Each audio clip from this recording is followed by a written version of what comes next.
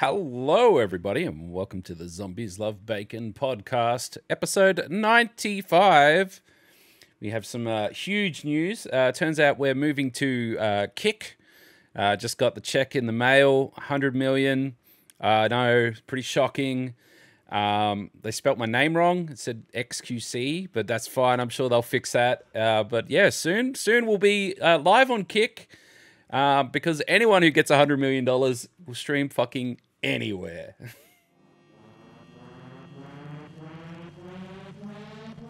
You'll definitely come across a lot of creeps. Where have all these cancelable opinions? You guys keep boots at 60 feet. No, it's a picture of my boots. That's it. That's the title of the podcast. They're rock hard. That's great advice. And welcome on in Shelby. Hello. And Tame is also here. Maybe. Oh, he's not prepared. Oh, he's struggling. He can't go to Kick. He's not going to get that check. No, you can't make $100 million if you can't turn his microphone on. He's done it. We'd probably, I'll be Tame. I've been Tame before. Hello, I'm Tame. I make music and tunes. Muted? Oh shit! No, he's right here. He's back. He's back. He's back. He can't hear us though.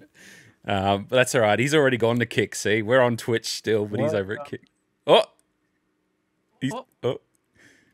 Wait. We're professionals. It's all right. We've only done 95 episodes. It's no big deal. He was just vibing, and then it's like going on. He's done. He's cooked it. Anyway, I like the implication from your opening joke in your little speech there, right? Is that XQC's legal name is XQC? Isn't it not? I mean, he has to have a real name, right? Like, he has to have some sort of average Joe name. Maybe his name is, like, Josh or Matt. Or I don't know. What is XQC's actual name? I did know it. I thought it was, like, Felix. Isn't that's PewDiePie? I don't know. I guess it could be Felix's, but either way. XQC real name. Will this make you happy? Yeah, Felix. It is Felix. I was right. What? Yeah, I guess. All right. He gives me Josh vibes. So. Who's Josh? Josh is just a name that lots of like fuckboys have. Oh. Yeah. Well, get wrecked, Josh. All you fuckboys out there calling yourself Josh. Get wrecked. No, it's I don't want to pronounce his last name because I don't think I'm going to stuff it up. You're gonna mess it up. But no, he's well, I don't know. It's reported that it's 100 million, but XQC came out and he was like, I didn't tell anyone the numbers, so I want to. Who leaked it? They reckon apparently common thought is that his manager leaked it. So apparently they wanted to say it was a high amount to say that he was getting paid more than like who was it, like LeBron or someone? Some basketball. LeBron got 98 million for a 2-year contract. Yeah. So they wanted to have it be like, I've got more money than LeBron from this sort of thing. Yeah, we should probably explain the actual story to people that don't know what's going on. Do you want to? Yeah, get into it. Yeah, go on, Shelby. No, well, me. Oh, okay. Yeah. Let's start with Kick is a bit of a trash platform. I don't know if we're ready for opinions, but people have been starting to move over there. Some bigger streamers because they've been receiving deals with Kick. So XQC publicly came out apparently that it's 100 million, although it may not be, but $100 million offered. And also in the last day or so, Amaranth is also moving over to Kick. Not sure if she's received a deal or not, but she made a video announcing her move and posted that on Twitter. So I mean, yeah, she's live on Kick right now, so. Yeah, they're non-exclusive deals though. There's no exclusivity. So, we'll likely see XQC doing both platforms individually, meeting his contract fulfillment, requirements with Kick, but also streaming on Twitch, but we'll see what happens. But it has caused some people to shift focus and sort of go, well, I'm going to try and be on Kick, as of this weekend. I've seen a few people, in the community post about it. I still think it's dumb, but, to each their own. You're back, Tame. I'm back, bro. You're back. I don't know what happened, but the look on your face when you're like, uh-oh. You know what? I looked at the time. Honestly, I looked at the time. I was like, oh, what's going on? Then as soon as I put on the stream, I was like, oh shit, it's on. Did you just think we were really quiet and not talking to you? Pretty much. Like the whole Wow. time, it just went quiet, and I just thought, oh, everyone's just chilling.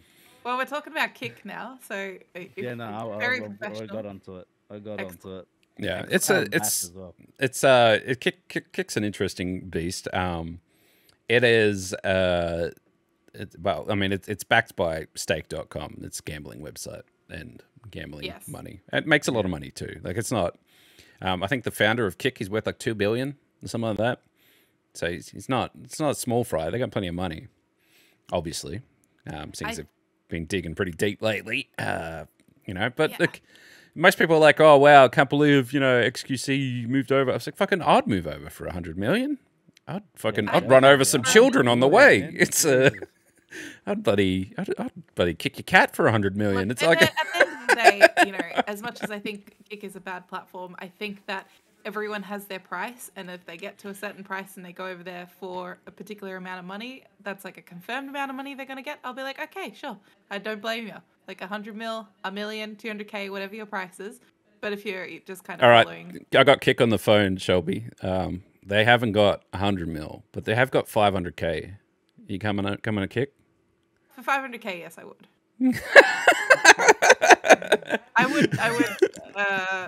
I would hope for non-exclusivity though. I wouldn't care. Look, honestly, it's a lot of money.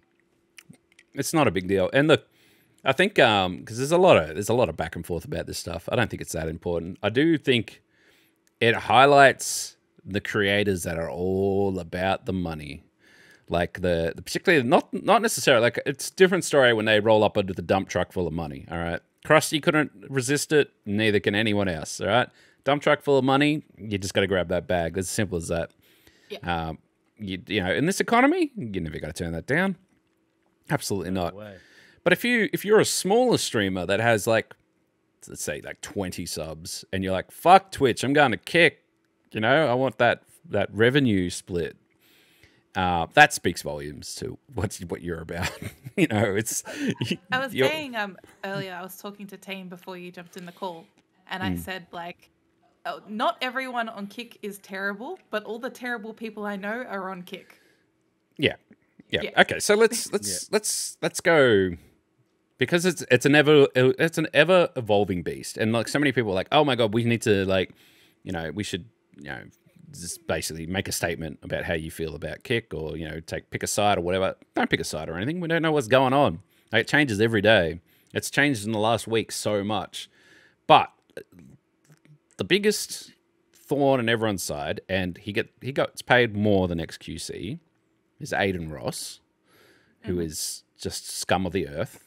Like there's no one that goes, wow, that's a good guy. He has some great morals. Like no one. All right. Even XQC said he's not. He said he's unhinged. On why he's streaming on Kick, he said that fucking Aiden Ross is unhinged. But here's the thing, right?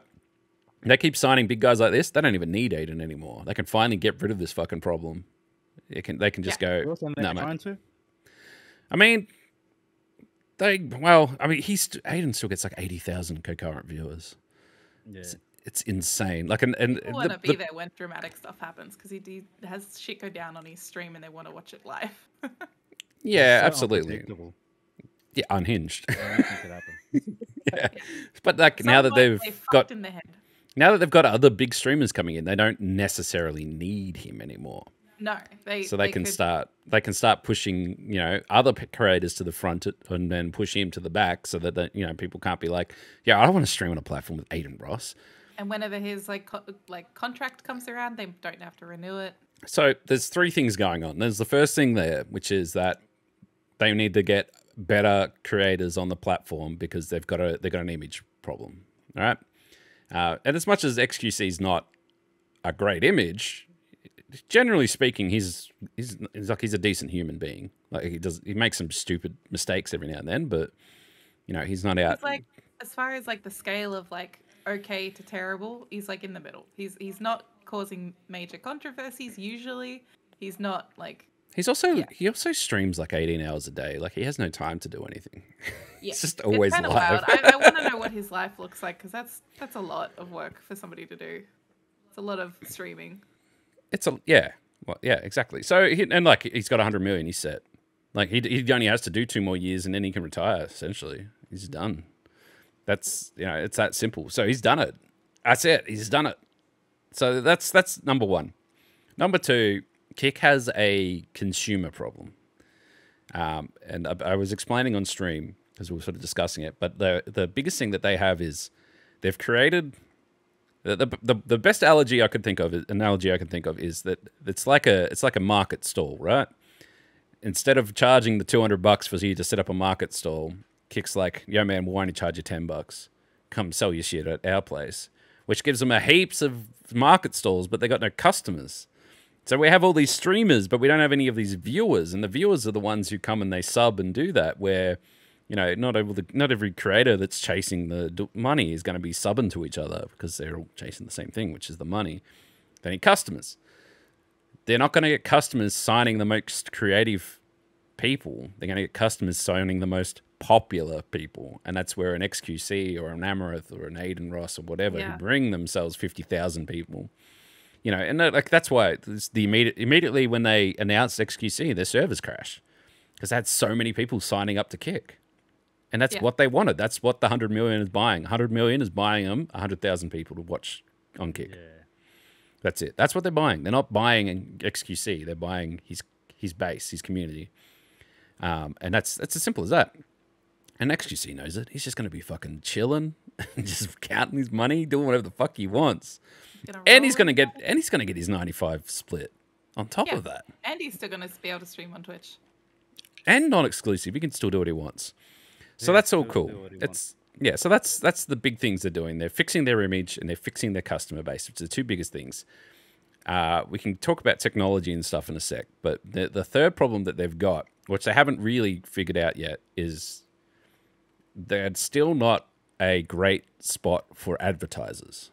So most streamers will tell you that like streaming and getting subs and getting donations and biddies and all that sort of stuff only makes up like a very small amount of their actual income, particularly full-time streamers. It's all the sponsorships that pays the bills. It's the $5,000 from some makeup brand, 10 grand from Raid Shadow Legends. Yeah. It's the 50 grand to play Apex Legends on launch. It's that sort of those deals for those big creators. Which I think for most games, like if you were like Call of Duty or something like that, I think it's fine. But I can't see Stardew Valley launching a game on Kick, or I can't see like McDonald's wanting to do a deal on Kick because it's definitely not family friendly. But it's just like if you're one click away from a problematic streamer, that's one click too close to.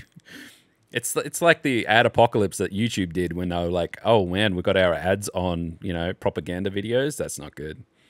So I can see the advertising side of things, particularly brand stuff, being hard to get to until they fix that image problem. And that's probably not going to be fixed until they get rid of those problematic streamers. Yeah. But and I've already seen like community managers and brand managers now on openly on Twitter being like, if you go to Kick, we won't be working with you. Simple as that. Like it's not like they can't justify spending budget on someone streaming on Kick just because the image is that bad and it is a brand risk. So from that perspective, go chase your sub revenue, but you're probably going to get less opportunities elsewhere, which is, it is what it is. It's just kind of a mess. So that's all. Once you paint that whole picture, you can sort of see what's going on. People going there, they're chasing that quick buck. That's fine. If they keep spending money like they are, that's fine. They're going to bring people over. But like, I don't know how many bloody followers that XQC has or whatever. But if you remember Ninja going to Mixer, like it was like 20% of his community followed him. Yeah, it's not going to be everybody. People get very comfortable on one platform and find it sort of semi-painful / annoying, even subconsciously, to even bother logging into a different platform. People get really set in their ways. And I have to say, I'm kind of like that. I got friends who stream over at YouTube Gaming. You think I'm going to do the few clicks to go and watch them? Fuck no. I'm very... it's like out of sight, out of mind for me. It's where I spend all my time. I know it sounds silly, but it's like one of my most personal pet peeves I ever have is when you see a YouTube video there and you click it and it's like, this is scheduled for later. I'm like, I want to watch it fucking now. Why is it scheduled there? I'm not coming back later. Watch it now. That streamer, you know, Lord Kevin. Yeah, yeah. Changang. Yeah, well, I used to watch him all the time on Twitch, and he used to have like 30,000 people watching, viewers. Then he went to Facebook Gaming. Yeah. And he would only get like 2,000 to 3,000 people. Now he's back on Twitch. He's back up to 30,000 people viewing. Well, this is the other thing as well. Stuck in that, like Shelby was saying, just like that one platform. So I think the interesting thing is, and Mixer was a great example because the people that took these big bucks to go to Mixer or Facebook Gaming, because a lot of the times these people, those ones that went to Facebook Gaming for a year, 2 years, they signed a contract, they got money for it. Yeah. They essentially went into like cold stasis. So they took their money, they had a chill time with a small audience streaming on a smaller platform, and then they take some more money to go back to Twitch. And away they go. And then they go, the welcome back party. It's John Farnham's The Last Tour, you know? It's like they just keep coming back, and it's like it's never going to end. But there's like Ninja was, I don't know about Ninja because he's all over the shop now just because he tried to do multi-streaming and they shot that in the foot. But like, who else was it that went over to bloody Mixer? They like took all this money, and then Mixer lasted 1 more year, and then they just came back to Twitch full of money. I think Shroud went over. Shroud, that's it. Yeah. Shroud. So if you were XQC and you just signed a non-exclusive thing, which means you can go stream on Twitch whenever you want, I assume not at the same time because that's a TOS. You just sit there with your 100 million, and then at the end of it, you can be like, all right, I want 200 million this time, or I just go back to Twitch. Not done. Or do whatever you want, really, at that point. Like, it's just, yeah, you $100 million, you're crazy not to. So that's all fine. I think the only thing is, and like, just from a more personal perspective, the only thing that concerns me is not the platforms, because both platforms do dumb shit, right? And both platforms have problematic people. But I think the biggest problem that we have is the communities and the people using the platforms more than anything. Because the Kick people is the Kick cult now, right? If you say Kick in anything, you like summon them. They come, and it's all W Kick. It's like, okay, cool, thank you. They get very. You have one key and one word on your keyboard. That's it. It's W Kick, and that's it. And it's like, okay, that's fine, all right? If that's the image you want to portray, is your entire community is just like cult behavior, then whatever. But then Twitch's other one is like, fuck Kick and fuck Twitch. Everything's fucked. Where's my money? Is basically the message that you get from all that Twitch community. So from a personal problem that I feel is more worrying is if Twitch gets if it gets too difficult for Twitch, like they try to roll out stuff, they're trying to make budgets, they're trying to get their KPIs and all that sort of stuff, then maybe Amazon will go, well, why do we even bother with Twitch when we sell our technology and our server things to Kick anyway, and Kick's making all this money. They can deal with the community and all the problems, and we can just scrape the GP off the top of it. You know, they could quite easily just turn around and say, all right, Kick, your problem now. We'll just sell your servers. That's easier for us. Better top line. No worries. Let's go. That's what's more concerning for me, is that the Twitch community is such a fucking asshole to Twitch. Like, it's no understanding at all. It's like they always like, oh, penny pinching this and that, but at the same time, as creators, we're like, we want every percentage possible in every different aspect. And it's like, man, okay, if you don't have Twitch, let's say you get kicked off Twitch, you can't get on YouTube, whatever. Okay, you go make your own Twitch and see how hard it is. Like, you go, do you know, like, to get a server, to set up all the technology, to do the streaming, to get a community to come there, the money handling, all that sort of stuff, you go see how hard it is. It's their platform, it's their tools, we're just using it. To get anything at all is kind of huge. But yeah, that's from a personal perspective, it's more around that the way that the Twitch community behaves, particularly towards Twitch, is kind of like a little bit disappointing, to say the least. And yeah. You know, Twitch don't need it. Amazon don't need Twitch at all. They could just say, too hard, see you later, goodbye, Yeah. and just sell servers. I just think, like, my biggest issue with Kick, right, is that it is populated by a lot of people who are, like, racist, transphobic, like, really negative, a lot of, you know, homophobes. And Yes. that part of Kick has been, like, very publicized, you know, because there have been higher-ups in Kick promoting that sort of behavior, and there's not a lot of great moderation from the community. There's, But to my earlier point, they needed those people. Like, they need those people on the platform. They need the people that come to watch those people on the platform. And now that they're spending money and buying other people, they're not going to need them as much. I just think, I think if you choose to go to Kick, and you should really think about the community members existing in your Twitch community already, who are like marginalized people. You know, you might have people of color, you might have queer people, you might have disabled people who are members of your community, and you're putting them effectively in danger by moving to Kick. And I think people I think it's unfair to, if I turned around today and I said, okay, listen, Kick offered me $50, and I'm pretty tight on money at the moment, so I'm going to go to Kick because $50 is $50. I wouldn't ask my communities to come to Kick because that's not for me to say, hey guys, you've watched me for 3 years, you owe me this. You don't owe me shit, all right? If I go to Kick, that's on me, good luck to you, hang out in the Discord or whatever. It's like, it's such a weird mentality of where I stream is what's important, and you guys are my community, you must come with me. It's like, no, that's not it. And look, hats off to you. If you're going to go stream on Kick, if you got to chase that money, I respect it. I respect the hustle. Do I go hang out on Kick? No, not really. No. You won't find me there. I'm not there. I have an account there. I got my name there, so no one else got it and pretended to be me. But like, you playing Kickland. That's as simple as that. And it was the same with Mixer. Like, there was no crossover. People weren't hanging out in Twitch and Mixer at the same time. It was the Mixer community and it was the Twitch community, and that was the problem. And like, YouTube is the only exception because YouTube has it's a VOD, it's a video on demand service. So people go there when they want to search up a particular thing and watch it.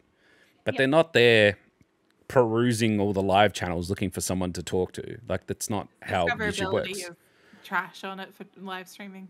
No, and the only way that you ever worked would be if you were posted regular videos and then you were live, someone's watching your video and they go, oh, he's live right now, I'll go tell him how great that video was. That's pretty much the only way you get anything from YouTube. Unless you've built your community elsewhere and your community just follows you wherever you're going, that's it. And that's where I think, out of all the announcements and stuff around Kick, the one that makes the most sense to me is Amaranth, because her community is not a Twitch community. Her community is her community. They just follow her everywhere she goes. Wherever she goes, they're there. To go get that, obviously got a check written out, plus that 95%. Bag. Like, go wherever your Sims, will go.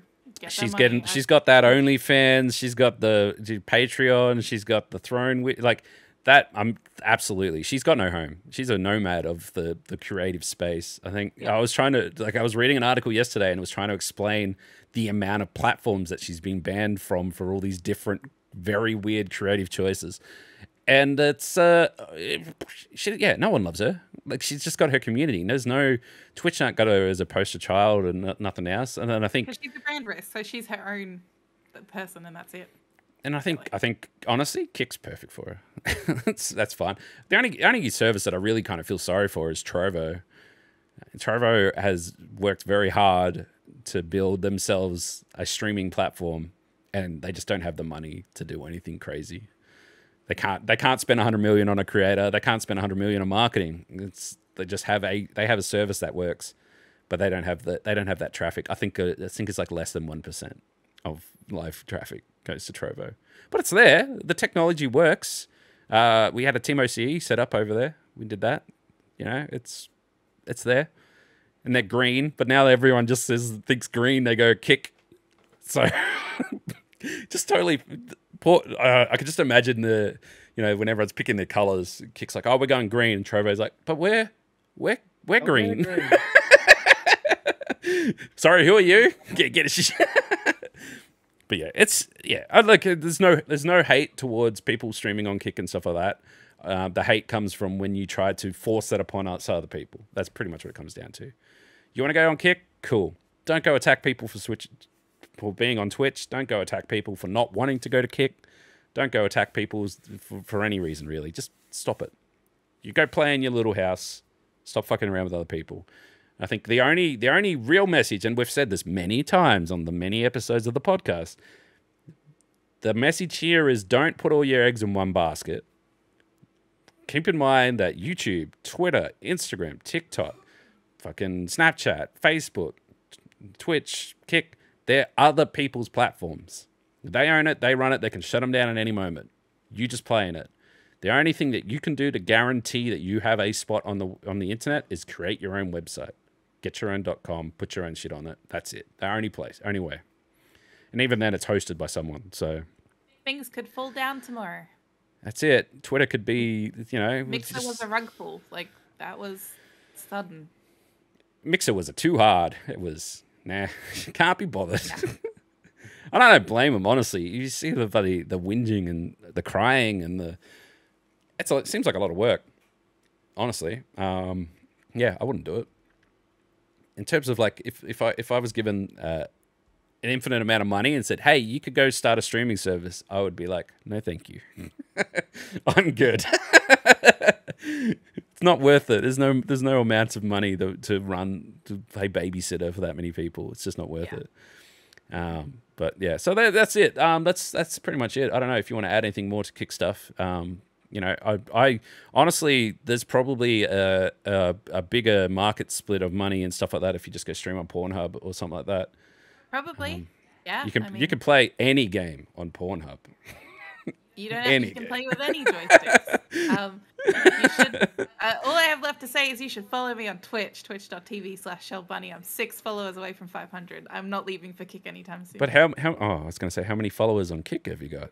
None. I don't have my account yet on Kick. Oh, okay. Quickly, go get Shell on Kick. You can have it. It's yours. No, I'll fight you. She'll sell it. Sell it to her. She'll come crawling. It's I think even to get affiliate on Kick, you don't even need to. You just need to stream and have followers. That's it. You don't have to hit an average viewers. However, if you do want to stream higher resolution than 720p, you have to have more than 2 concurrent viewers. Because servers are expensive, and that money goes to Amazon. So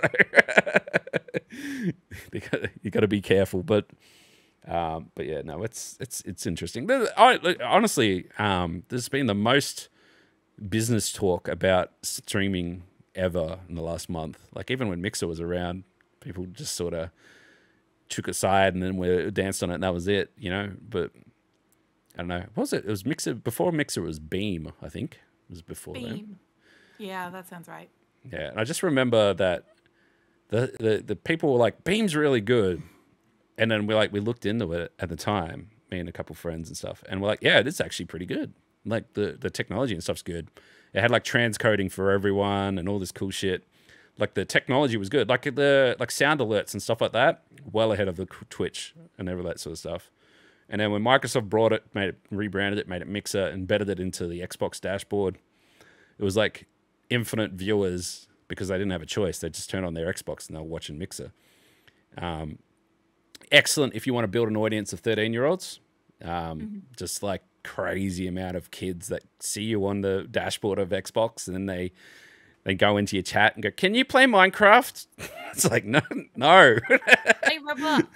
Roblox. No. Roblox wasn't cool back then. It was BattleBlock. Fortnite. No, it was just Minecraft. Oh. Just everyone played Minecraft back then. Sorry, it was before my time then. But the thing was that they had, particularly for OCE, they had like fuck all representation in Australia. So then I think the most depressing thing was when you went to PAX and they had the Twitch partner booth on one side, and it was just full of like, they had live stream going the entire event. They were interviewing all these partnered streamers and they were doing like themed games and stuff like that. And then on the other side of them, they had the Mixer booth, which didn't have any people in it, not even staff, nothing. It was just a sign that said Mixer and then some beanbags. That's awkward. That's it. And then, I mean, if you just looked at that, you went, wow, which platform do I want to stream from? Yeah. The beanbags, obviously. Obviously, definitely. Obviously. But yeah, no, it was that. And like, I say that because I actually know a little bit about it because my sister was a partnered Mixer streamer.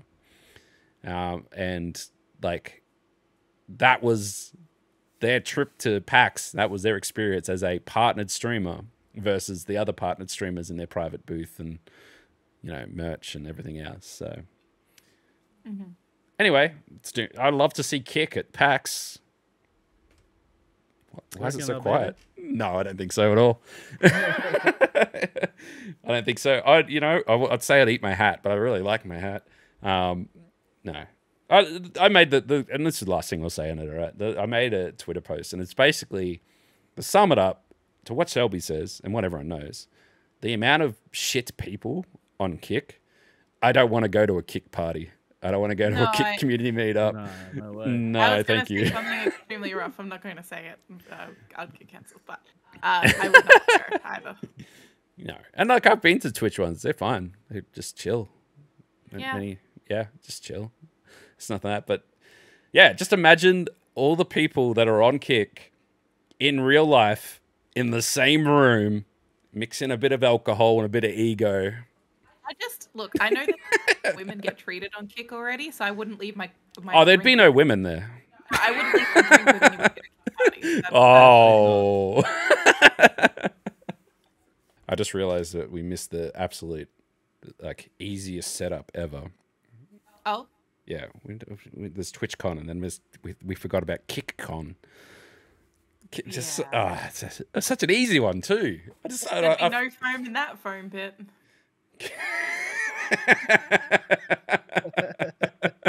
It's just one big foam pit.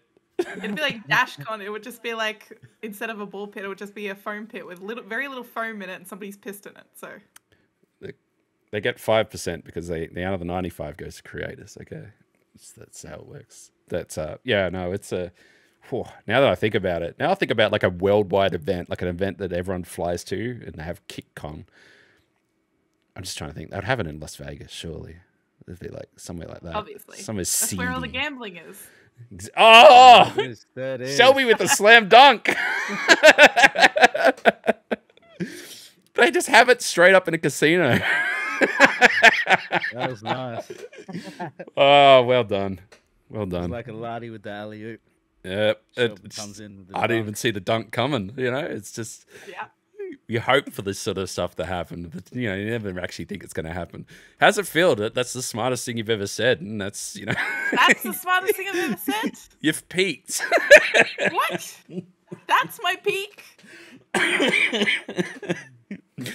Oh man. You need to have words. I think you need to value what I say more than that. Maybe you just need to come up with some more gold like that.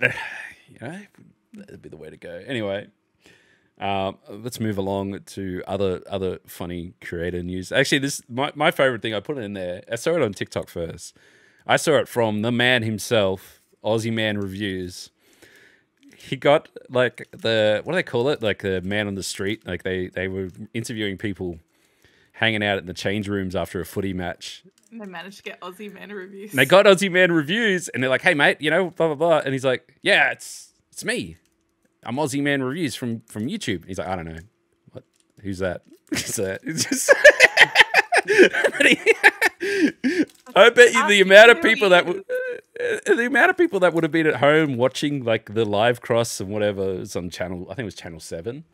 Would have been like, "That's Ozzy Man Reviews," but the guy who's like interviewing was like, "I don't know who you are." That's right. Yeah, I was like, why would he just randomly say that? But no, he was asking like what he does for work. That's, man, if somebody says like they're a YouTuber or something, you should probably take like an extra second in case it's gold for your broadcast or something. Just Ozzy Man Reviews. They could have like a cool segment there. But Ozzy Man Reviews, who has been on like Today's Show and stuff before, does reviews, right? His tweet about this was, "My career in Aussie traditional media commenced and ended in less than 30 seconds." Yep. Poor guy. He's such a legend, that guy. Such a legend. He's so unproblematic as well. Like, he's just the guy with the voice of the Aussie Man Reviews. I don't think anyone would ever watch Aussie Man Reviews and go, "Oh, that guy's awful. I hate him." Like, he's just a likable guy. Like and so Aussie. just really. To the point where you find him at the football, and he's there with his team. And he's got international appeal because he's just like everyone's favorite Australian. Yeah, well, there's no confusion. Like, oh shit, it's the Aussie man. He's got to be coming in and interviewing me. I hope he's got some Vegemite Yeah. So it's usually a pack of shapes. I think is his kind of his thing. He's always shapes and Vegemite and Delicious. something else. He's always sharing the Aussie goodness. Yeah, but I just it's just so funny because I saw the clip and I'm like, oh, it's Ozzy Man Reviews before I even saw like the caption or anything. And then when I saw what was going on, I'm like, oh man, traditional media is so far out of touch. Like so far out of touch. It's there's a whole nother world here, and like it used to be a thing where I'd mention to people like I don't have my TV's not plugged in. Like I don't even care if there's an aerial in the house. I'm not watching free to air TV.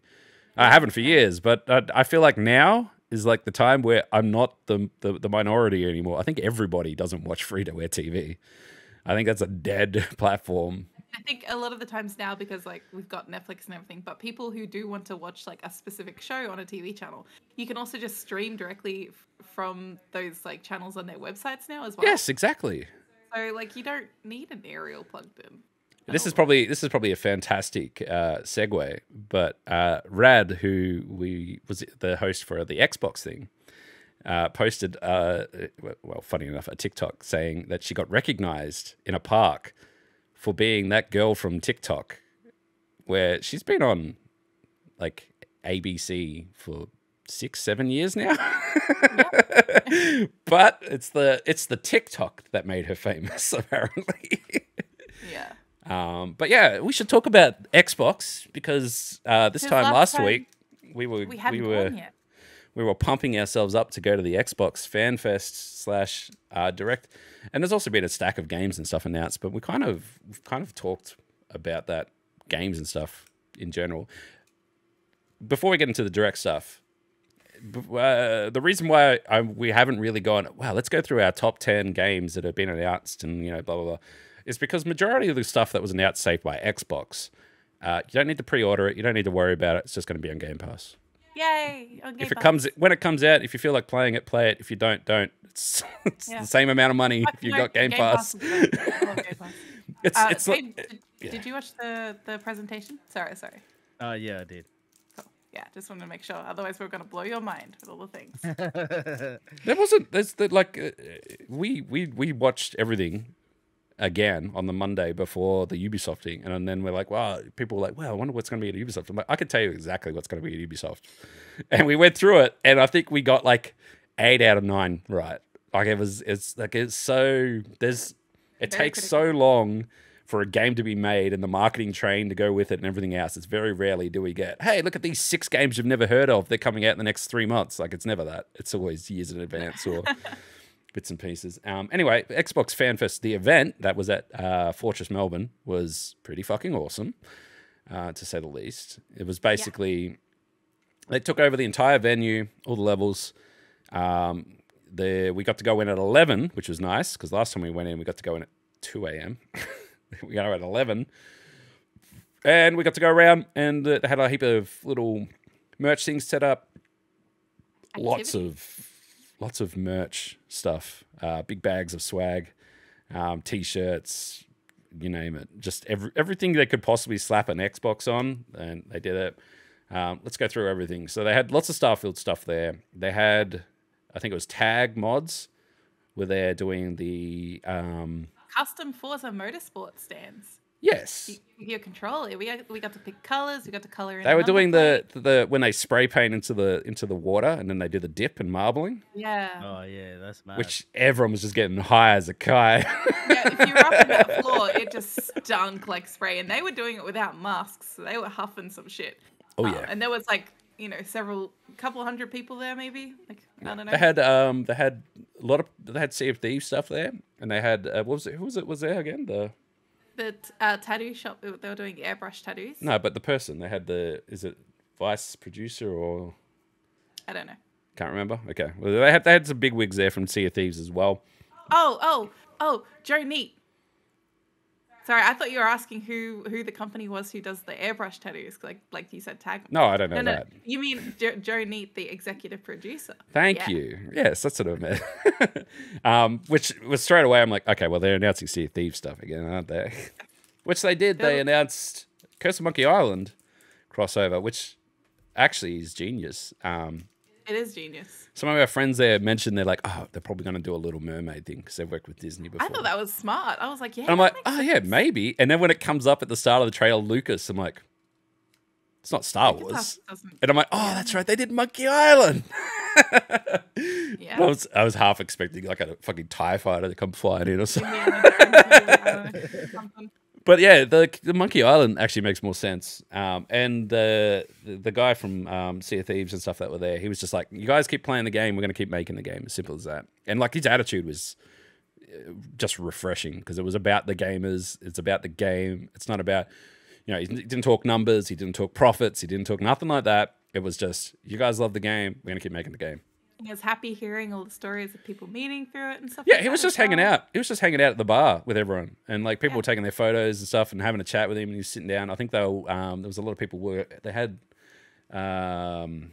what's that new Pinocchio game? The new sort of horror game, something of P or whatever. They had that there, and I think I saw him playing that at one point.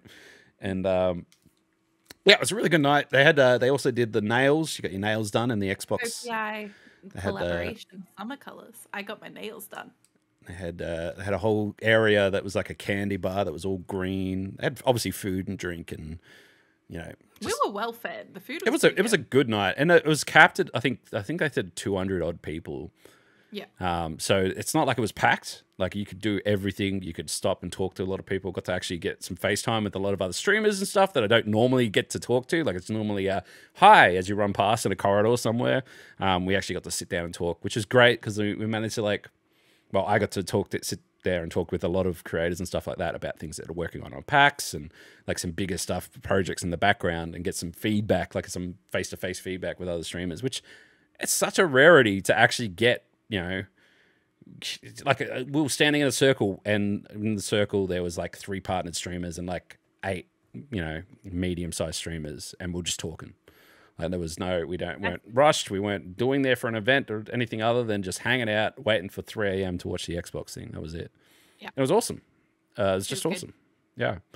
And from that, there's a lot of things that like the projects and stuff that I was working on. I'm like, that makes so much more sense. I should definitely do it that way.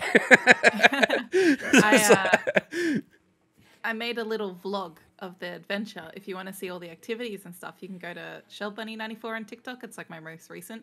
And you can see footage from the night. But yeah, they take very good care of us and all the activities. Oh, but one piece of merch I want to talk about though, because we got loot bags and there was a bunch of cool stuff in it.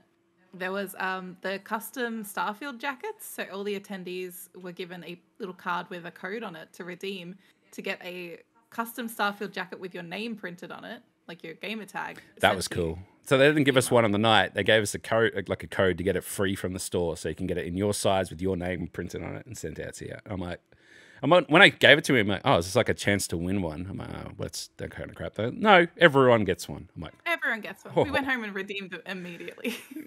So good. And like, yeah. And like, if we want to talk about games and stuff just quickly, Xbox showed that they have been focusing on games, just straight up games. But they also, when they go, hey, here's it was about an hour and a half of Xbox games, right? And then they're like, and here's an hour of Starfield. I'm like, if you could show us, if it takes you an hour to show us a game, just show us how this game works. They're like, this is Starfield. You're going to do this, and you're going to do this, and you're going to do this. And that's an hour. How big is that fucking game? It's going to be huge. We're going to be in there for a while. Massive. And we're all going to have extremely different adventures, I think. Well, everything's procedurally generated as you get there. So, like, every world is different to everyone else going to even the same world. I saw this meme on TikTok today, and I thought, this is great. And it's the I think it's from Kung Fu Panda. It's like, you have to go on without me. And it's the guy, he's got Starfield in one hand, and then he's passing on the staff to his wife. He's like, you have to go on without me. Live your life. It's kind of accurate. It's the sort of, like, I took a week off for Tears of the Kingdom, and it took me a week to get the most out of Tears of the Kingdom. I don't think a week would be enough. I don't think a week. But here's the thing, right? From a creator perspective, how are you going to create content in that game?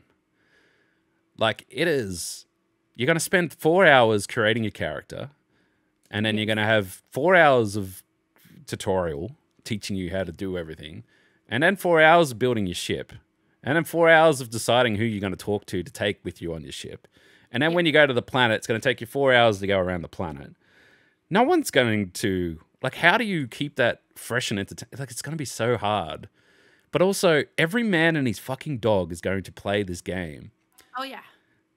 So, it's a hard one for me because I'm thinking, even if I streamed it, like, from day one, I don't think many people would turn up to watch it because they're playing it themselves. I'm still going to do it. I'm going to stream it for me. So I can have footage of me doing dumb So things. then the next question is, a game this big from Bethesda, remember it's from Bethesda. Yeah. How are you going to play that and stream that on your PC as it is now? I'm going to wistfully save up a few $1,000s before September and upgrade my computer. So if you want feet pics, come into my DMs. We can work out a price. I need Starfield. They've said that it's the least buggy Bethesda game ever made. Okay, I just want to say, 1 million bugs would still make it the least buggy Bethesda game ever made. And it also makes it extremely fun. Honestly, Bethesda bugs are hilarious usually for content. So I'm okay with it. So I'm in the like they always talk about this term, and it's always a big thing, right? But for me, and I think Xbox knows it, and this is where I'm going with the fact that they spent an hour with their thing. Xbox brought Bethesda for squillions of dollars, right?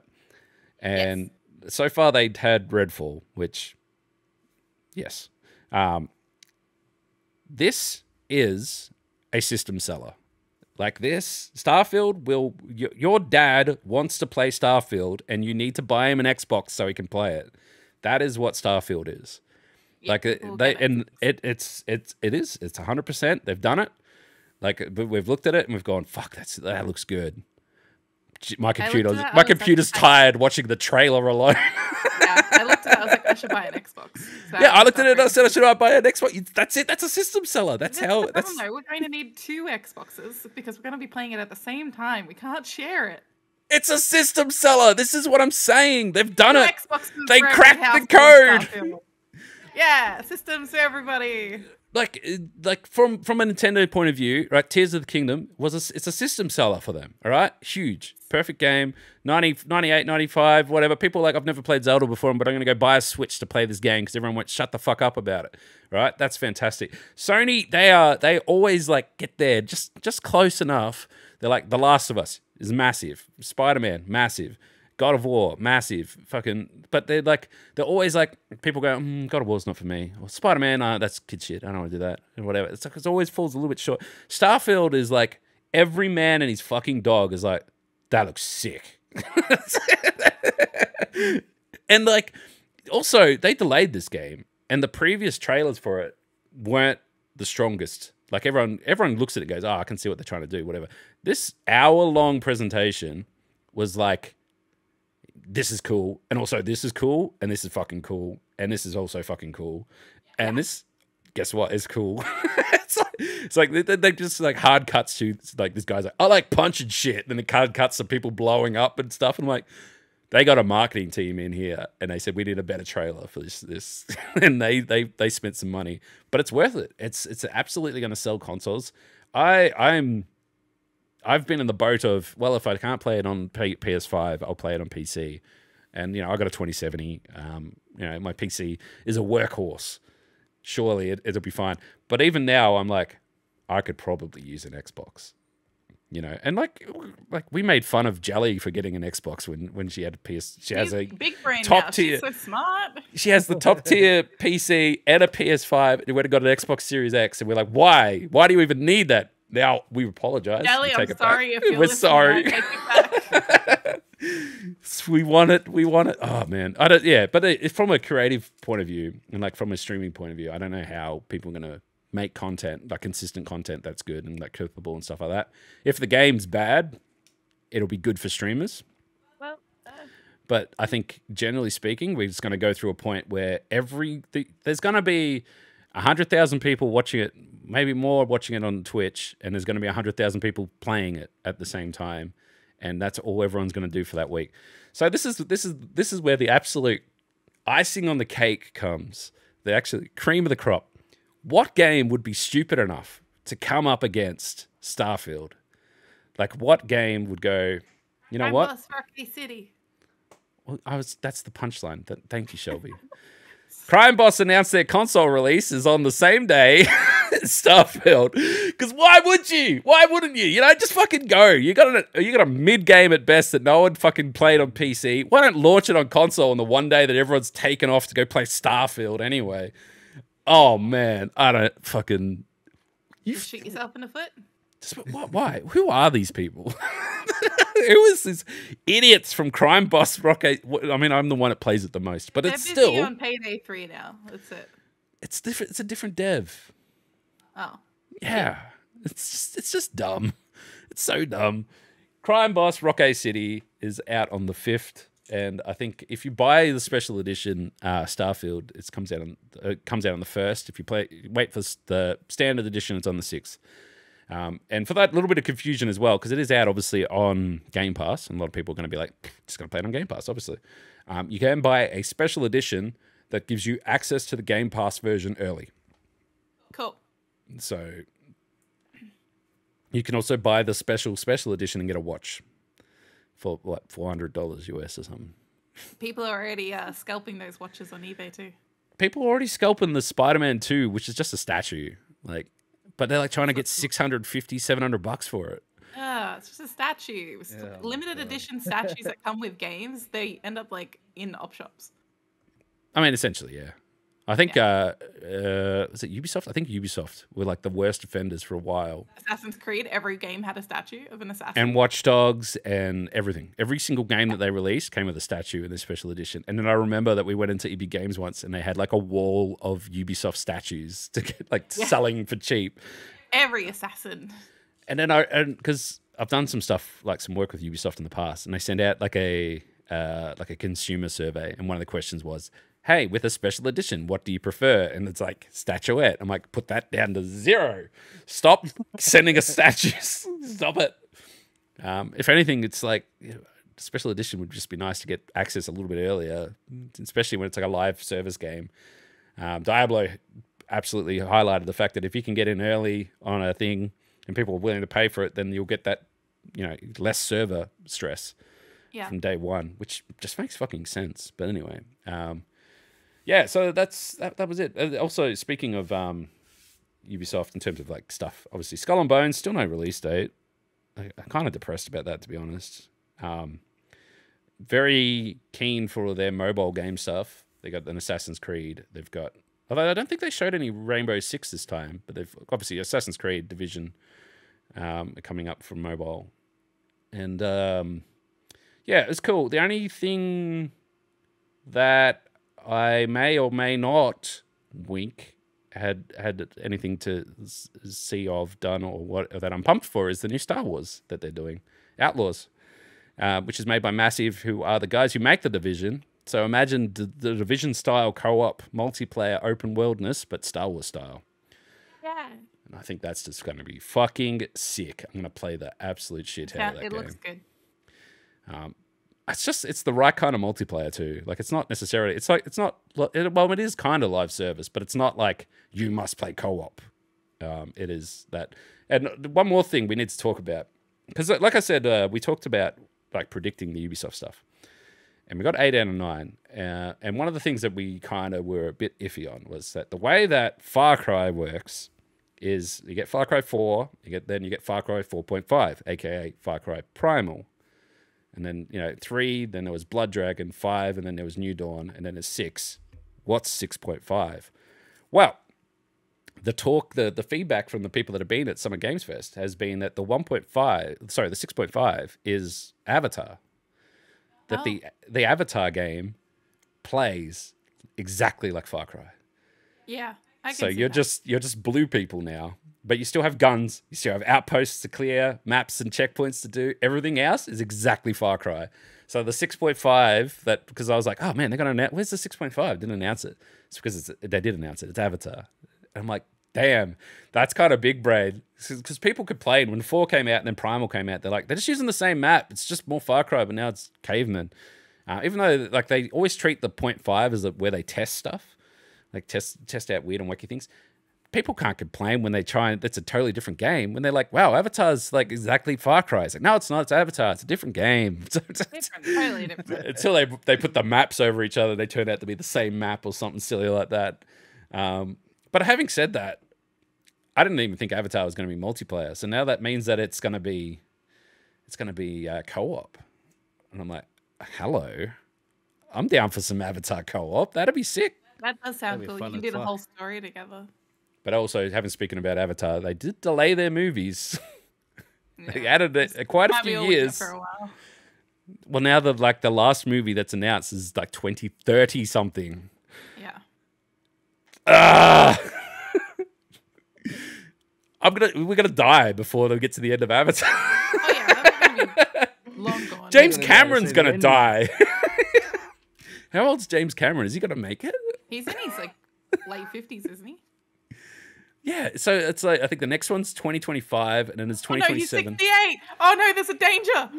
He's 68. Yeah. Wait, so it's like what's the life expectancy? what are you looking up James Cameron's life expectancy? No, life expectancy of a man is 81.3 years. So how many more Avatar movies is that? Yeah, that's maybe 1 or 2 if we're lucky. It's 1 or 2. No, so it's now. I'm looking this up real quick just so I don't fuck it up. Avatar 3 is now 2025. Avatar 4 is now 2029. Avatar 5 is 2031. God damn. Oh my god. Just stop. How? Oh my god. So I understand that they're doing so much, like capturing so much stuff now when they film parts that they know are going to be in future movies that like the actors and stuff have to be younger or whatever. But I mean, this means that if they make an Avatar 6, that the actors are going to be 15 years older. Yes. What? I mean, they managed to turn Sigourney Weaver into a very young character. Yeah.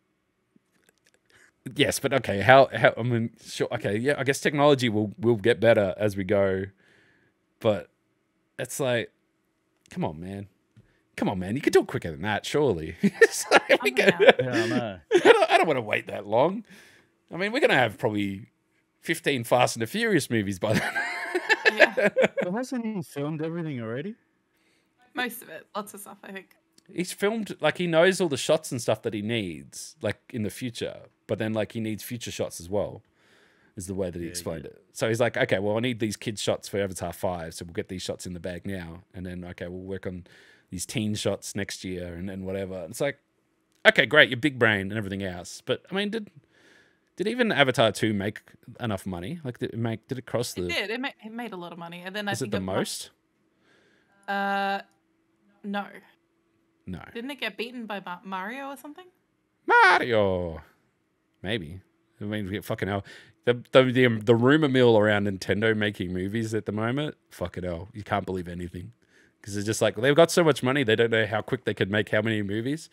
I've heard about a Donkey Kong movie, a Zelda movie. I've wished for a Metroid movie, Mario Kart, the movie. You know, they're like, and it's like, and one by one they get shot down. It's just it's just rumors. Like the So- Zelda movie, rumor.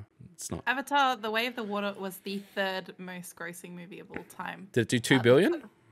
It did 2.320 billion. Avatar, the first one, is number 1. Avengers: Endgame is number 2. I And guess. then Titanic is number 4. Man, that man has lots of movies up there. Oh yeah, no, I think if there's a YouTuber that did like the math of what George Lucas, Steven Spielberg, and James Cameron, what percentage of the market it is, and they have most. Yeah. But A it's, lot of it is Marvel. okay. So if you look at it from this perspective, that they might have spent, even if they spent $1 billion on marketing plus R&D plus making the movie, if they've done that and also have half filmed the next movie and maybe the one after that, or even filmed the next movie, then the cost on the next movie is minimal, and it's all profit, baby. Yeah. It's like, if they're going to pump out $2 billion in profit, they could pretty much just pay for everyone to watch the movie for them in their marketing budget. Pretty much. You get it free, pushed to your iPod. No, that was U2. My bad. That's fucking U2. Anyway, we need to take a. Push right into your Apple Vision Pro, right into your Oh my eyeballs. god! No matter what you do with your Apple Vision Pro, you're watching Avatar in the corner. Yep, picture in picture. Oh my god! Anyway, we need to take a short break, and then when we come back, Shit Towns. Shit Towns. And it's that time of the week where we discuss how fantastic all the towns in Australia are. None of them are shit. All of them themselves have their own merits. And anyway, Shit Towns of the week. Yeah, pretty much your weekly news wrap up of all the bad news in the last week. So I just want to preface this with the 3 problem children states dominate this week's 3? list. I thought there was only 1. Oh no, I would say there's 3. 3 Queensland, being Tasmania, South Australia, and what about New South Wales? New South Wales has behaved itself. Oh, Victoria has behaved itself. The rest of the country must be really shit if New South Wales has behaved itself. Yeah. So number 10 is Port Pirie, South Australia, still shit because of the lead in the water in there. Yeah. Number 9 made me chuckle. So Rockhampton, Queensland. A woman complained to the police about quality of weed she bought outside a servo. That's pretty good. Oh yeah, good stuff. Yep. The next one, number 8, is Gold Coast, Queensland. Dipshit teen car thieves live stream their own arrest. On what platform? Kick. Probably Kick. Yeah. It's really some Kick quality content right there. Number 7 is Adelaide, South Australia. Feral teenage girl punches and hurls drinks at and spits I on saw this. Did she go nuts? No, well, the thing. Okay, so first of all, it's like this. Let me paint a picture for you. Right, comes in, and I don't even know what her problem was. But then she just starts going behind the counter. So they're like, no, you don't go behind the counter, and tried to get her to stop. And then she starts throwing hands, and multiple staff are physically holding her out of going behind the counter. And then she goes along the front of the fucking counter, picks up all the drinks that are waiting for all the orders, and just starts hurling them at all the staff. And then she's I think all she's repeating over the top is you fucking punched me or whatever. She's off her chops, right? And then she clearly just spits on the guy, spits on the manager. Yeah. And whatever. And then she starts taking drinks out of other people standing around's hands and starts throwing them at the fucking staff. And then it goes on for ages, and the cops never show up or nothing. That just gets to the point where they're trying to manhandle her out of the store, and she's just throwing hands the whole time. First of all, no one's going to be upset if you decked her. Someone just to fucking knock her out. She is out of control. You fucking hit her with a tray or something. I don't care. A chair, car, just something. Hit her something, right? No one does anything. It's a packed McDonald's, and everyone just stands around waiting for their orders while the staff are getting beat up in front of them. Not a single person steps in or says anything. Yeah. Which makes it's one of 2 things. Either 1, you're all a bunch of pussies. Or 2, this shit happens all the time. it's one of those 2 things. I feel it happens all the time. They're just normalized to it. We've all been to a really sus McDonald's, right? That we would understandably expect to see more dumb shit than other McDonald's, right? But even someone just grab her and just take her out of the way. Just. Yeah, I was just thinking though that the people obviously she threw some drinks and then she started taking drinks from people. Imagine you're standing there with your drink, just sort of viewing it, and you're like, oh. I'm glad that I got my drink the guy that's standing behind her. The guy that's standing behind her, who she takes the drink from his hands and throws it. He then turns to, I assume, girlfriend, and then he pretty much can read her lips, going, "Did you just give her your drink?" It's it's a series of I just watched it. I'm like, why is no one doing anything about this? Yeah. Even the staff are like, "Oh, we don't want to hit her or anything," but just another person to stand between them and go, "Hey, stop." Stop hitting each other. Let's But yeah, anyway, if that was me, I would have hit her with a tray. Same. Number 6 is Walkerton, Queensland. Woman assaults boyfriend's mum for stealing her weed and tampons. She might not have liked the weed. The tampons? Yeah, steal tampons. I mean, they're expensive. Have you seen how pricey they are? I mean, it's obviously the same price as weed, I guess. Yeah, maybe. Number 5 is also in Queensland at Daintree. So croc killing maniac is on the loose. So somebody killed a croc. Oh my That's God. all it says though. Daintree. Yeah, I don't have any information on it. I've just got a crocodile carcass was discovered on the banks of the Daintree River and is being investigated.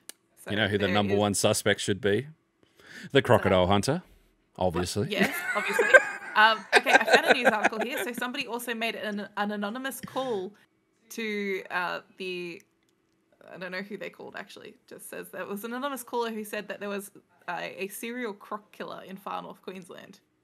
So the croc also was 40 years old. You better get down here quick.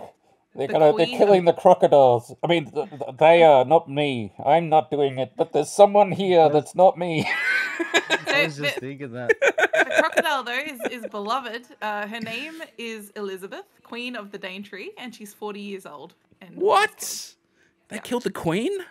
Here's the thing as well, is that her head was cut off. What? So it is a croc serial killer. Okay, so it's more like the Joker then. Yeah. Apparently okay, I've read it down here. The anonymous call was actually the killer calling. Called it. He gloated to the people on the phone that he removed the croc's head with a chainsaw, and the wildlife officers are now on the hunt for this person. Ah, so it's the Riddler. That makes sense. Yeah. And then there's a comment here that says she would have been like thinking that people were taking pictures of her. She would have sat there and posed for a picture, but then she would have been shot. So that she was shot and then had to. Shot. That's not. Apparently, this was like a friendly crocodile. Is what the article's inferring, is that she would. If you used a gun, that's not croc hunting. You got to use a knife. What are you? None of this is. No, this is bad. This is. Look, okay, all right. Catch the guy, tie him up, throw him in with the crocs. It's fine. Yeah, do that. Give the crocodile a gun though. Make it fair. Number 4 though is Smithton, Tasmania. A dead body that was found in a bush turned out to be a discarded sex doll. How is that a shit thing? It's amazing though. So hang on, did they like call forensics and came out there and they checked for a pulse and then they're like, oh God. Yeah. It's all sticky. I mean, you can get those realistic, like, silicone ones, right? That all right, listen, Sht Towns, okay. This is ranking higher. Finding a sex doll in the woods is ranking higher than decapitating a crocodile? Come on, man. Yeah, I disagree with some of their rankings sometimes. Every Tasmanian has a sex doll. It's a fact, all right? Yeah. Unless they're counting them as citizens now, and that's why it's, Yeah.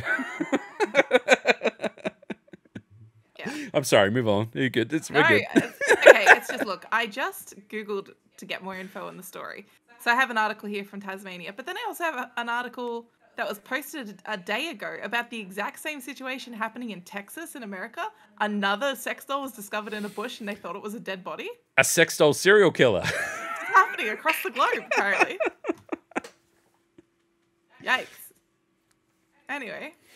Whatever floats your boat, Tasmania. That'll appear on the Sht Towns of America page. Logan, Queensland, number 3. Men shot in face and arm while sitting in car. That is randomly shot at. Was that Logan? Yeah. God damn, Logan. It's just a Wild West. It's just GTA up there. Yeah. Gunman on the run after men shot in the face while sitting in car at Buchan in London. Another man in the car was also rushed to hospital with a gunshot wound. They don't know. They don't have the suspect yet. They're all suspects up there. But everyone is stable. Everyone who was injured is stable. Okay. All right. Well, that's good. That's something. Number 2 is Claremont, Tasmania. 15-year-old attacks Woolies staff with an axe to steal a trolley of drinks. Okay, Tasmania. Fucking relax. All right. Go spend some time with your dolls. Too hyped up down there. They're overstimulated. Caught and charged with aggravated armed robbery. This was happening at 10:20 p.m. at night, where staff members were conducting nightville. The youth struck a staff member with a small axe and threatened a second one.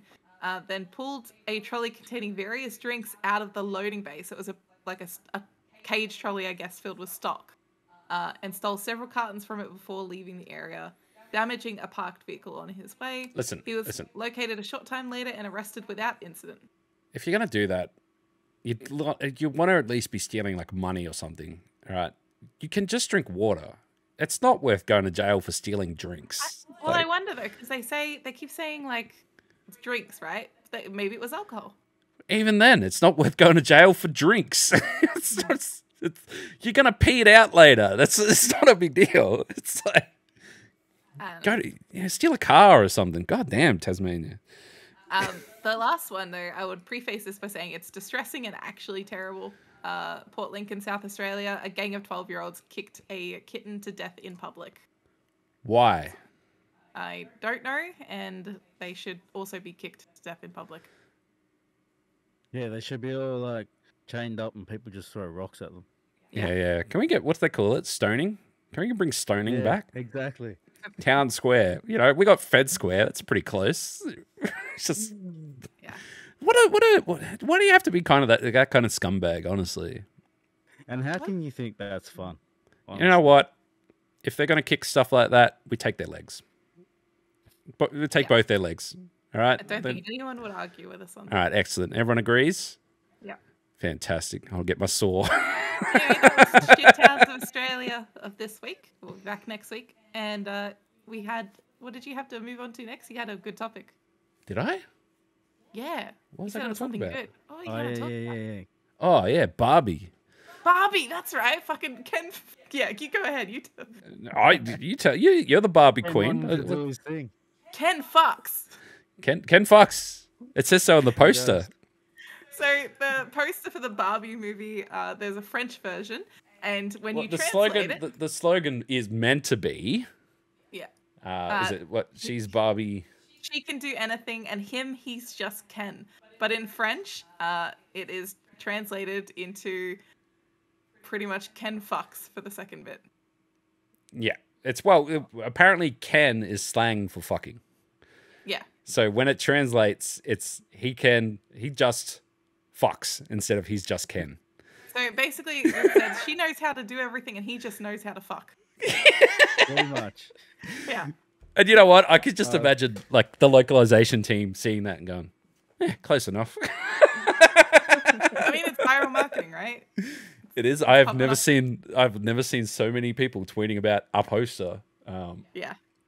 Yeah, and it's literally just 3 words. Like, I wonder if they knew and they wondered if they could get away with it. You know, just like a little Easter egg. So like, oh yeah, it's whatever in French, and then if they translate it, it says it's just Ken.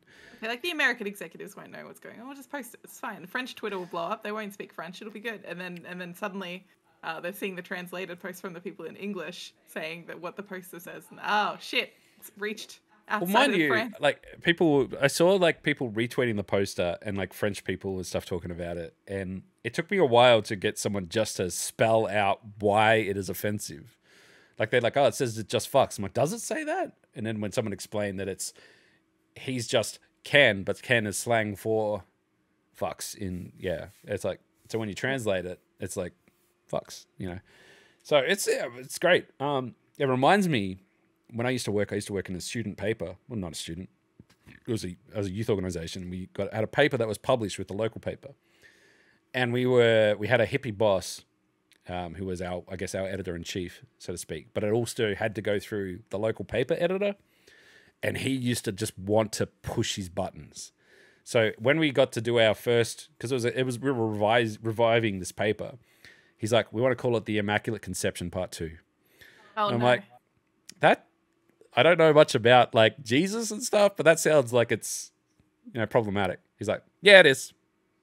But we're doing it. And then goes to the editor, comes back with a big red X through it. He's like, you can't do that. He's like, but you know what? The entire paper had X's all through it. He's like, you can't do any of this stuff. And anyway, he fought them on it, and he won. And we got to be called the Immaculate Conception Part 2, and we photoshopped the newspaper into Jesus' hands at the Last Supper, and we posted that on the front page of it. So the amount of Karens that wrote in. Actual letters. And like, you could see the shaking in their hands in the lettering. They were angry, man. So angry. So you know what my boss said? My boss goes, print every letter. Don't hide them. Just print them all. We had a whole page of angry Karens writing in, and then he just wrote at the bottom, "We're sorry." That was it. Classic. And then the editor was like, "You can't print these. You can't print them." And we're like, "Oh, but you know, they wrote into them. It's not even our content. We're acknowledging that we heard them. Blah blah blah." Yeah, it's just an acknowledgement. And that made him so much more angrier. We got so many more letters. Oh no. But anyway, the bit that reminded me is that we wanted to do an issue where we're talking about tech and the internet and all that sort of stuff, because it was kind of, internet was kind of cool back then. Facebook was new. And what we did is we put late speech all over the front page. And like, it was like a little robot kind of cyberpunky looking thing. And then it had like LOL, LMAO, ASL, WTF, blah, blah, blah, and all the way. And like ETF, ASL. Right. And then we submitted it because it goes out on a Wednesday. We do all the work by the Friday, submitted it to the guys. And then I went to I was working for Mitre 10. And I went there, and one of the guys at this work party goes, he also worked at the paper as like a labourer. And he goes, "I saw some of your work today." And I'm like, "What do you mean?" And he goes, "Front page, you've got like a coded message." I'm like, "Oh, yeah." He's like, "The editor's trying to figure out what it says and if it's offensive." Oh, he thought it because it was leet speak it was going to be offensive. Well, it is. It says, "What the fuck?" Oh, yeah. So it came back with a big red cross through DTF and WTF. After he got through his puzzle. Once he solved the puzzle. But he had to go around. He was literally asking everyone in the office, "What does this code mean?" Wow. And we're like, we nearly got him. Nearly got him. But it's cool. I actually have all the newspapers here somewhere. Still, you can read my old work. I used to be I was in charge of film and TV, and I used to do film reviews. And part of things haven't really changed, have they? I used to do film reviews, and part of the deal was that I got to go see a movie for free each week to do review. It's actually not too different from what you do now. Yeah, it was actually really cool. We went around to, like, all the big stores were kind of a bit fucking tight-assy. Like we went around to like Blockbuster and stuff like that, and they just weren't really wanting to play. But we went around to like the independents. We had like a video store, would let us like rent videos for free as long as we did a review for them and mentioned them in the paper. We had a local CD shop would give us a free CD each week as long as we review it and stuff like that. And he also gave us some before they even came out, so we could like review them and stuff. It was sick. I remember getting quite a few albums and stuff from them. But yeah, it was just when I shook deals with all the independents and got all these great stuff and just put it in local paper, and it was cool. But yeah, that was me. I did film reviews was my main thing, and editing and all that sort of stuff, and tech stuff as well. But yeah, our boss was, yes, he was a hippie. He was a massive hippie, and like stick it to the man, eat the rich, you name it. He was all about it, and My kind of guy. Yeah, he taught me some stuff that I wish I didn't know, but now I know. Oh, okay. I won't say who he is or anything like that, because some people might actually know of him at the very least. He is a film director by trade. So, but my God, there's stuff that like he used to talk about to me as a child, like not even a child, but like there was other people that were like 13, 14 that were part of this youth organization. The stuff he used to say was like, that is something a therapist is going to have to deal with later. He's got some repressed feelings. Anyway, yeah. Was there much else? Oh, well, we should just talk quickly about.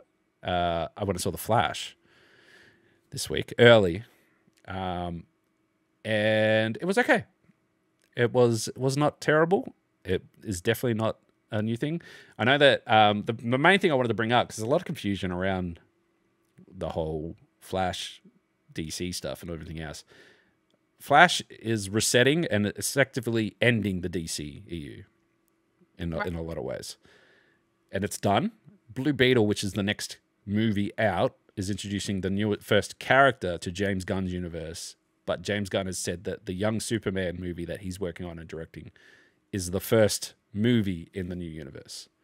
So this is it. This is the end of Ben Affleck and Flash and all that. They're all done. Gal Gadot, Aquaman. Although we still have one more Aquaman movie coming, but it's just irrelevant now. Which is so weird. But yeah, so they're all done. I will say that from a movie point of view, and this is just a high level, the story is mid. Like they didn't go full Flashpoint, which people who know the Flashpoint story, it's quite deep. There's quite a bit of little layers to it. Didn't bother doing that. They kept it simple. The CGI is weird. I don't like the time traveling style that they do on it. Apparently it was a design choice. It just kind of reeks like cheap kind of stuff. The movie is made and banks on Ben Affleck kicking ass as Batman, proving that he is a fucking top tier Batman, whether you like it or not. Michael Keaton Batman, just as if as if we had Tim Burton Batman yesterday. He's the same character, 100%. They even have they go to his house and they go to his kitchen and everything, and it's the same kitchen from the 1980s movie. Everything. The cameos and the supporting actors and everything else that goes with it is where the movie stands. The Flash, if they had none of that and they just did the Flash and the Flash movie as it was, boring as batshit. There's just nothing there. It's really mid. About what happened to the baby? Yeah, so that's the Twitter is losing its mind because there's obviously people who filmed it in cinemas and there's clips and stuff going around, and the people would love to put the non-contextual stuff in there. So the way it is, all right, this is how I imagine the movie went. They made a Flash movie and then they screened it and they went, that's kind of whatever. And then they're like, what if we add Batman in here? And they're like, oh, this is pretty good. Batman's quite good. And then they're like, well, fucking Ezra Miller's a cockhead, so we need more. We'll chuck Supergirl in here as well. All right, Supergirl's in here as now. And then they're going, well, it's kind of weird. Let's add some jokes. So then they've got all these weirdly placed, out of the tone jokes, which some of them hit. Like some of them are funny. Some of them are fucking weird. And one of the weirdest ones is at one of the opening scenes. It's not really a spoiler, so don't worry about it. And if you really cared about the movie, you've seen it already. But like the start of the movie is like the hospital is being attacked and Batman's been fighting and it's all going to shit. So then they call the Flash to come help, and then half of it collapses, and as it's collapsing, it shoots a heap of babies out the window, and it becomes a baby shower. And then the whole thing is that he can't just grab babies at full force because he's going to kill the baby. So he has to gently guide them down to landing properly at super speed. And part of that is putting a baby in a microwave. He puts a baby in a microwave. They filmed a baby being put into a microwave and said, yep, good joke, thumbs up, let's go put it in the movie. And you know what? Every single movie joke that hits like that, it's the same thing. He's like, oh yeah, good joke, well done. Good stuff. And then it gets back to the movie. It's so weird. It's so weird. There's like a scene where, it's just out of nowhere, the Flash is like, I've never had sex before. And everyone's like, what? And then Batman's like, let's just move on. Why is this line in the movie? It's because they went back to ham it up, because it would have been a boring movie without it. But it's like, if you cut out all the Flash scenes and you just go check out all the Batman stuff, fucking awesome. It's like the Batman stuff, the Supergirl stuff's good. They don't give her any chance to do anything magical. Like, she's introduced and then used as a tool but like a plot device, and then that's it. Lots of cool cameos in there, lots of nostalgia berries, but other than that, it's a weak movie, and I can't wait for James Gunn to take the reins, to be honest. Yay! So, but yeah, in terms of like, if you're into Batman stuff and like the Flash, absolutely go see it. You'll love it. If you don't care, it's probably one for when it comes to streaming services. Like, just chill out and watch it on a Saturday night, eat some pizza and have a beer while you watch it. Nothing too steep. But there's some great cameos in there, and you will see them all on TikTok well before the movie comes out anywhere else, because there's just like some real, what the fuck? And there's some other stuff as well. It's just, I don't know. It's such a weird thing. But also, you can't have a movie in development that long without it getting a bit fucked, you know? Just a little bit. Yeah, definitely. And then Ezra Miller did not help. No. He just fucked it further. But yeah, apart from that, yeah, that's about it for this week. We should probably wrap it up. We're on time. I'm starving. Marvin. Yeah, Shelby, what are you doing? You've been upgraded. I'm playing Cyberpunk, and I'm playing on a PlayStation 5 now. You upgraded me. and you also worked on my stream. So we're getting better. We're getting professional. So twitch.tv/LBunny. I'm 6 people away from 500 followers. So you better follow or I'll fight you. Also, and, yeah. Also, you got a 24-hour stream possibly coming up? Yeah, I got a 24-hour stream coming up. I got to plan it, and I'll announce it on Twitter, which is @ShtBunny_ on Twitter. How, yeah. Yeah, quickly unfollow everyone. No. Go follow. Also, Cyberpunk's awesome. Yeah, I know. Shelby's. Good. Yes. Tane, what are you doing? Yeah, I actually got all my art stream shit, so I'm gonna probably try and set it up this week and probably try and do something. Hell yeah. So that should be good, man. Do you want to hear a fun fact? Shelby watched the Hitman movies last night, and about 30 seconds in, she's like, "No, that's wrong. That's not that wouldn't happen in the game. That's not law. That is the wrong. He's talking too much. What is he doing? He wouldn't do that." He had too many emotions, classic. too many feelings. Yeah, he does. He's in love with a Russian prostitute. In the game, he's just a straight killer. Realistically, he would have popped her in the head like within 45 seconds of meeting her. And you only hear Diana speak one time on the phone, and then she just doesn't exist, and that's really annoying. I had to tell Shelby to shut up. Yeah. The 2015 one was way worse as well. That was fucked. Yeah, Yep. I think they just get worse and worse. Clearly they buy the rights to it, and then they get writers who have no idea what's going on. Simple as that. But that was a long time ago. I mean, I was like, they were talking about recently. I mean, we've got a writer's strike at the moment, so it's kind of whatever. But they were talking about with The Last of Us for the next season. You know, they to do casting, they're literally reading the lines from the game. So they they have to, they're learning straight up, just learning their characters and everything from the game because it's that so embedded into it. But yeah, anyway, as for me, I finished Elden Ring with the help of lots of grinding and looking up many times, going, what is the most OP build in Elden Ring? Quick build, easy build. Wait, where you killed the woman and stole her prosthetic arm. I did do that. Yeah, I killed it. So I got to basically stacked everything so that whenever I have successive shots, so like hit them one after another, it doubles in damage essentially, and then doubles the damage. And then I got a sword where I can throw it and it hits them successively in 15 shots. So it does between 8 and 15,000 damage per hit. And it's just like, all I had to do was hit them, which was a struggle in itself because I'm a shit aim. But once I started hitting them, damn, destroyed them. But yeah, we would have been going for another week, I think, if I didn't do that. That game does not hold your hand in any way. It's like you fuck around and find out, and that's it. That's the only way you can play this game. And I'm like, God damn. Like, I had no idea where to go. I literally was like, that's a big building. Maybe we go that way. There's a door that's open. Maybe we go in there. That's it. That's the way I play the game. But I really liked it. I really like that freeform. I think in terms of boss battles and like scale, there's nothing that can beat it. It's just such a ride. And next week we're going to start Persona. That's another 100 hours. Yeah. I'll make you a cake for finishing it. I want to play Final Fantasy, which comes out at the end of this week. You don't have time. I don't think I'm going to finish Persona beforehand, but I might try. Just 4 24-hour streams, you'll get it. Unfortunately, that's the facts. Yeah, so even if I started now and played non-stop, I might finish it before Final Fantasy comes out because Final Fantasy is about 100 hours away.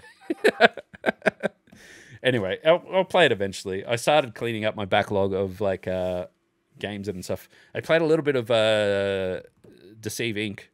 today. That was good.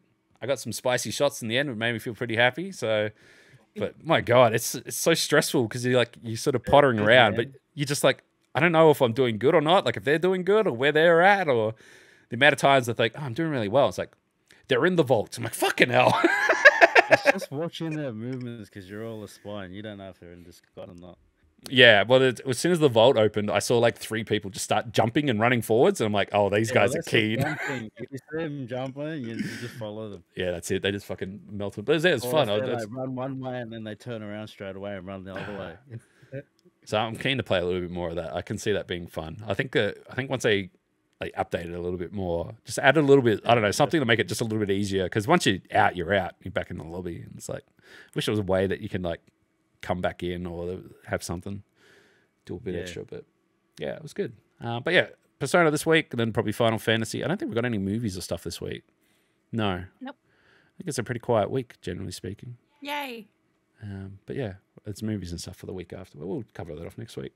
Anyway, yeah, thanks for hanging out, everybody. And remember, you can follow us at ZLBpodcast on Twitter, and we stream here live 6 p.m. every Sunday. Yeah, go do something. I don't know. What do we talk about today? Go stream on Kick, or don't. No. It'd be good. Oh, don't. Stay away from it. Go to Trovo. They need you.